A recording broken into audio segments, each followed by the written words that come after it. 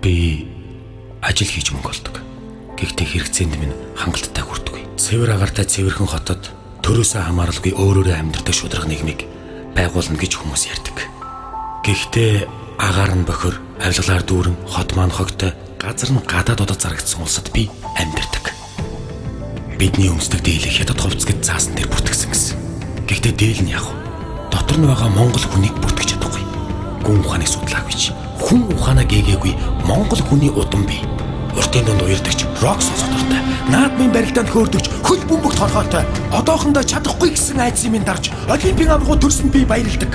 Утаатай, соёлгүй хот гэж харахаасаа илүү Улаанбаатар минь миний нутаг их залуус олон байдаг гэдэгт би итгэдэг. Багын найзуудын их хэн гадагшаа гарсан ч би тэднийг эргэж ирээд ихийг бүтээн гэдгийг мэдэж санал худалж авах гэсэн лөөгчнээс сохор зоосч гордохгүй залуус сайхан ирээдүйн төлөө хідэн зуугаараа нэгдэж ам зүрбэл гар зүрдгөн болж амт нөхөд ах トゥ ус болж байна. Амлсан мөнгөний өмнө алгаан тусаж хүлээх биш. Ажлаа хийгээд орлогоо олдог, авилга өгөхгүй, ай хаюулгүй, хүнтэйгэн газартайгаа хөнгөшгүй тэр эрэгтэйгэн хүн шиг амьдч улс шиг хөгжлийг би хүсэж байна. Энд эцтэй, эзэн нь ирээдүйтэй, ирээдүйн гэрэлтэй.